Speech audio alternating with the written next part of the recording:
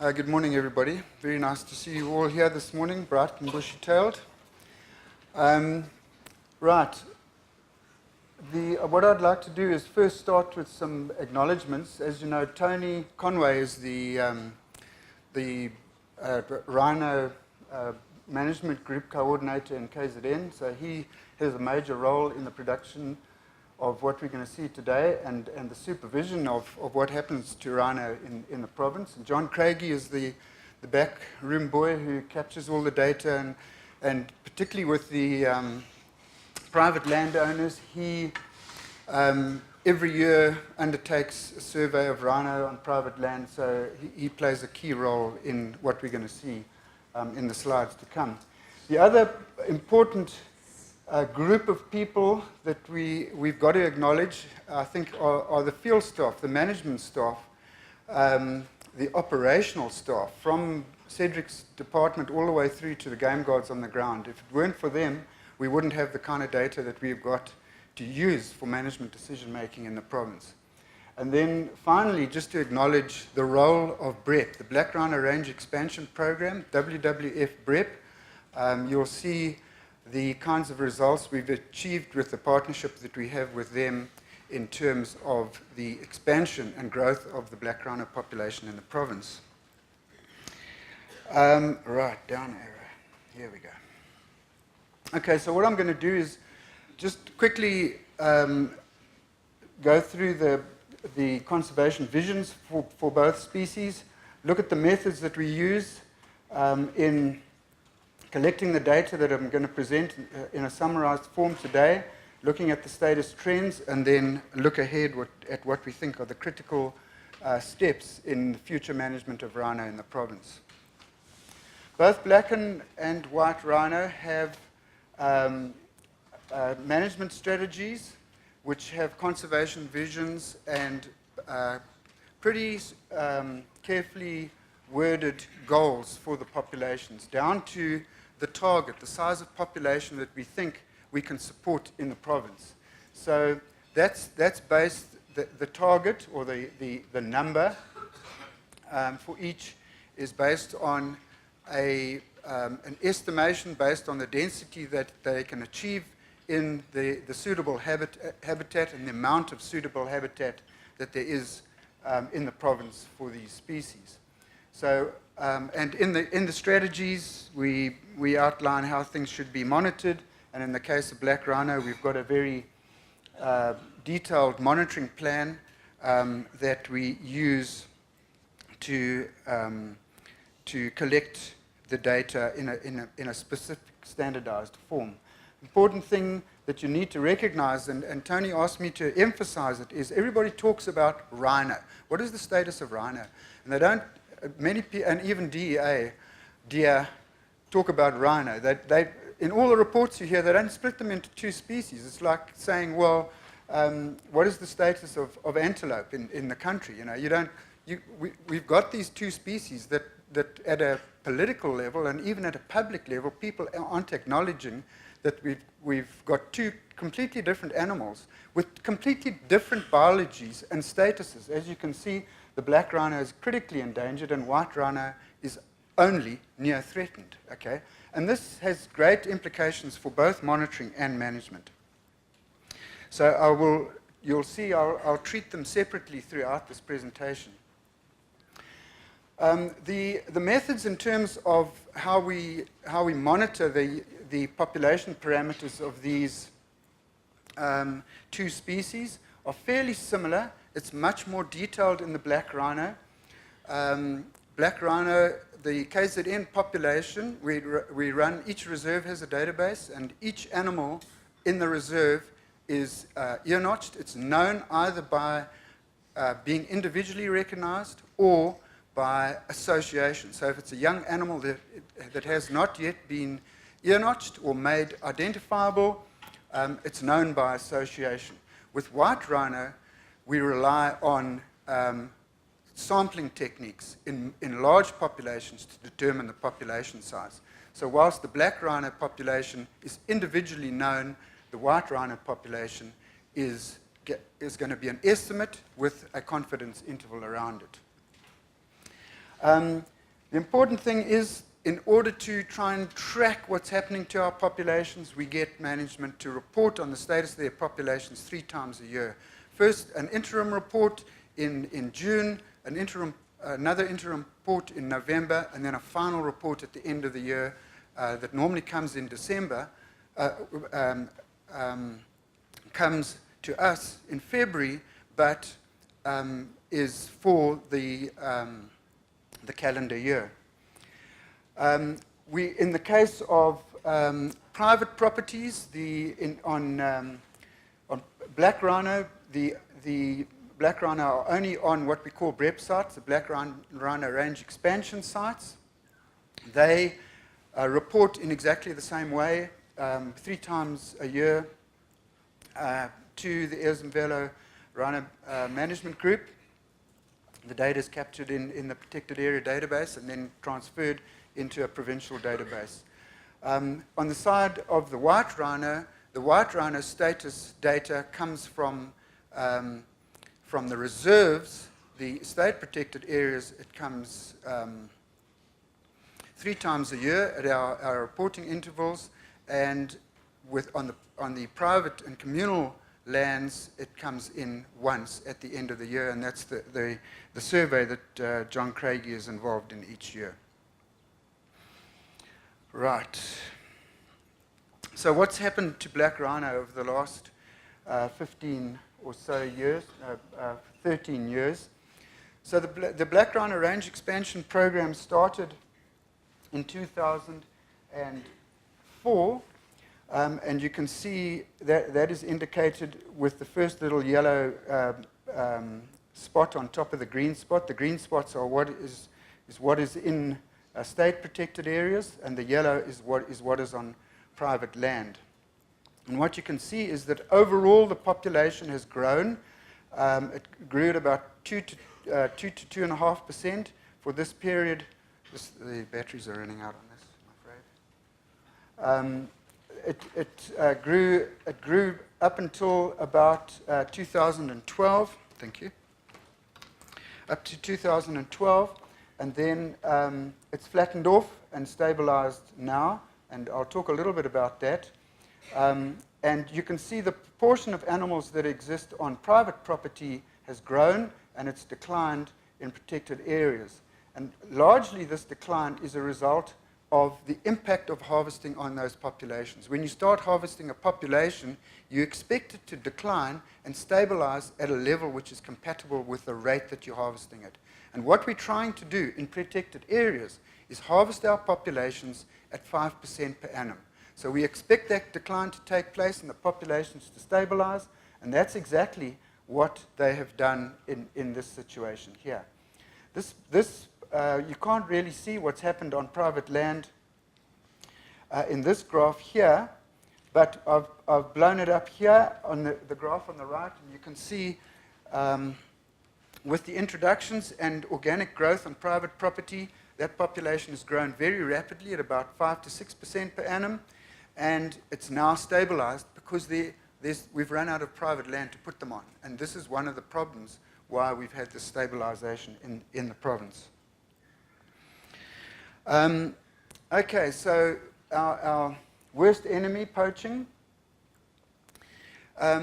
You can see here that the poaching remained below 1% up until about 2011 in black rhino, and after that, in conjunction with the white rhino poaching rate, these are poaching rates, I must point out, not numbers.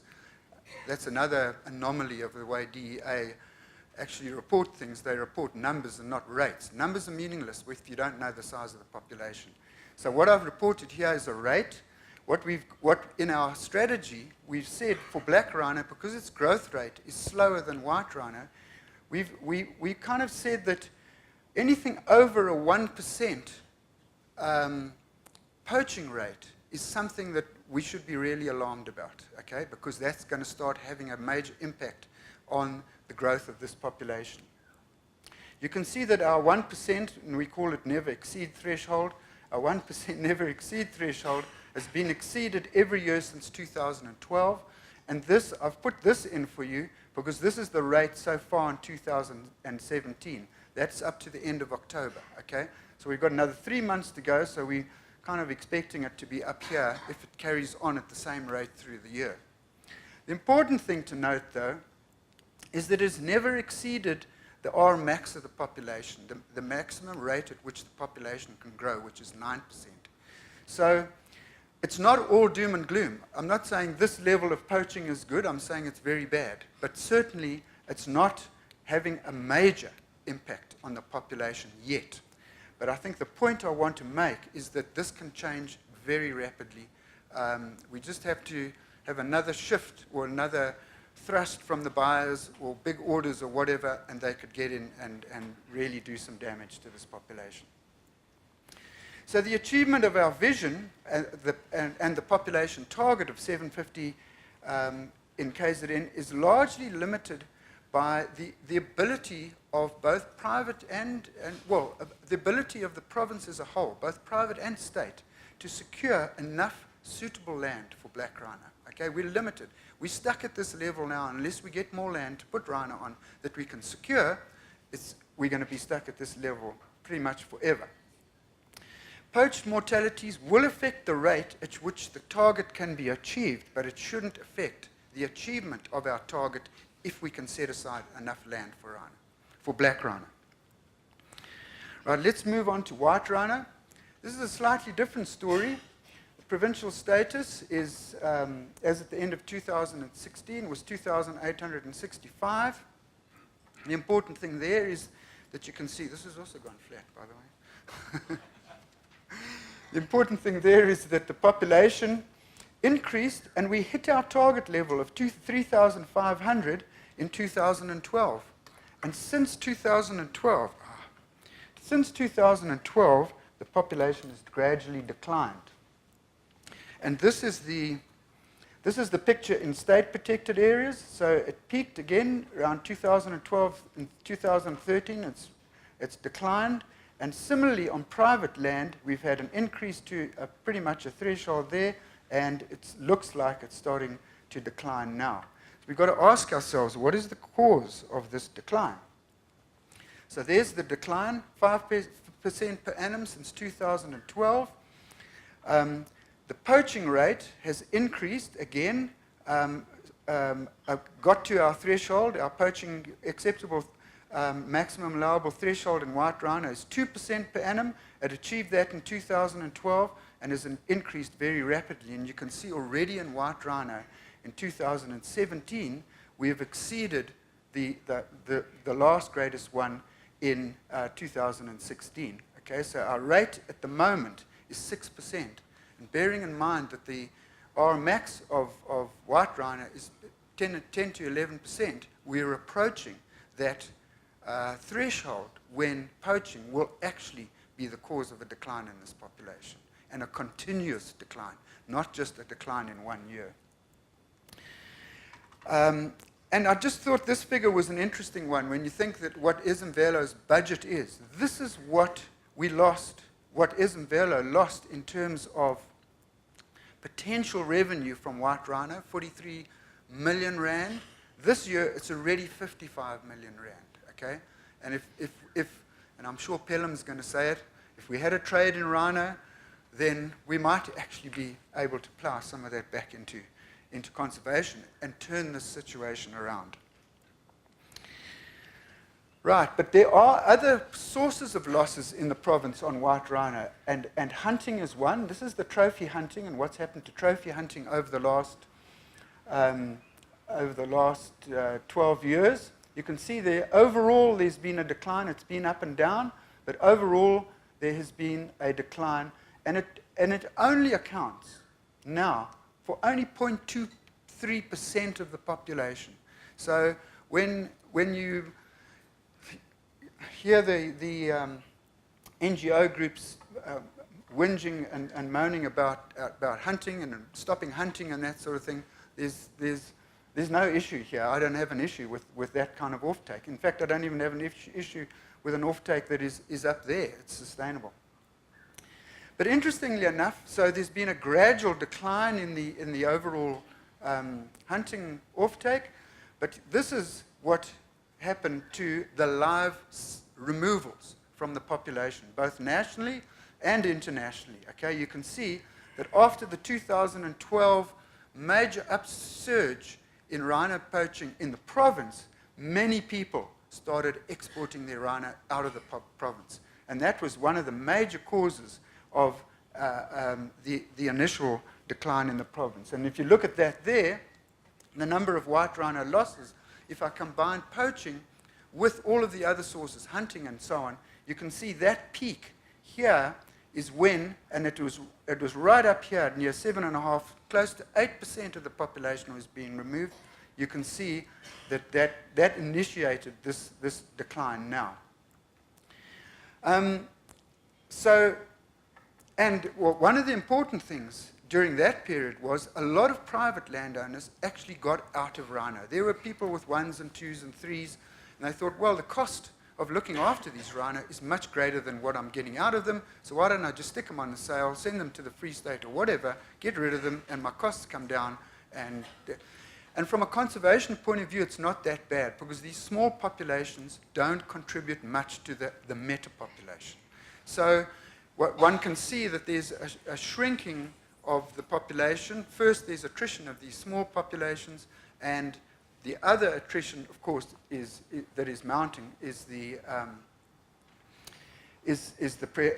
poaching pressure.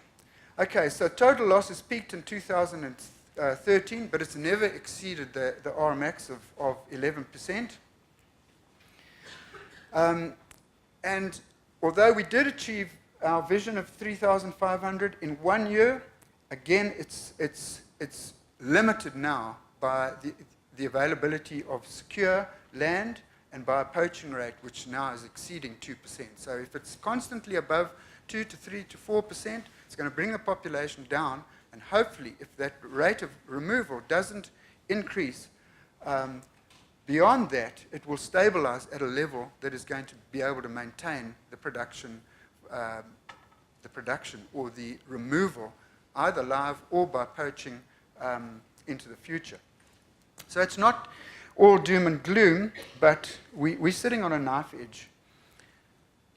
5. Okay, I'm nearly done, actually. So looking ahead, what do we need to do? Poaching, obvious. It's the greatest threat to the long-term viability of rhino in KZN. And from a management perspective, we have got to contain this. There's just no option other than saying we've got to contain it, and we've got to put in the resources to allow both private and state organizations to contain the poaching rate. Currently, the poaching rate is below RMAX for both species, okay? But this can change rapidly, we know that. Ongoing monitoring of this source of mortality is absolutely vital.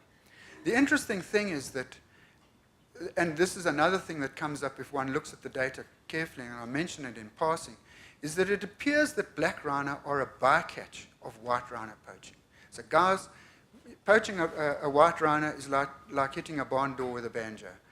But if you're going in to get your white rhino and you come across a black rhino, you will also shoot that. In reserves where there are no white rhino or few white rhino and normal densities of black rhino, the poaching rate there is very low on those. So it's much more difficult to poach a black rhino than a white rhino. So one kind of thinks, well, shouldn't we be separating them? Shouldn't we be putting white rhino in open grassland reserves and keep our black rhino in the thicket reserves and completely separate them, and in that way maybe ensure that at least with the critically endangered black rhino, which in the country is only 1,500 to 1,600 animals, okay? That's in the whole of South Africa, that we shouldn't start thinking along those lines. The attainment of the black rhino vision for the province is limited by the amount of secure land. We definitely are struggling to find suitable, secure land for black rhino in the province of a reasonable size, and it's important. They're a low-density species, and to have a viable population, one needs to have 20 or 30,000 hectares at least. The state's not committing appropriate levels of manpower, resources, and management expertise to our rhino reserves. And we've got to become much more innovative about how we deal with this now. I mean, we can't carry on beating the door of the Treasury to give us more money. We can, but I don't think we're going to get that much more money. And we've got to start pursuing donor funding and partnerships much more strongly than we are doing now. I think it's very important to also realize and understand that the private sector has played and is playing an important role in contributing to rhino conservation in the province. I think they need to be congratulated, encouraged, and supported. And that's also something that we need to do, is that if without the support, they are going to struggle. And they are struggling it now. They are looking after our rhino at their cost. And from the state's point of view, it's a great strategy, but it's a total abandonment of your state function, basically. Thank you.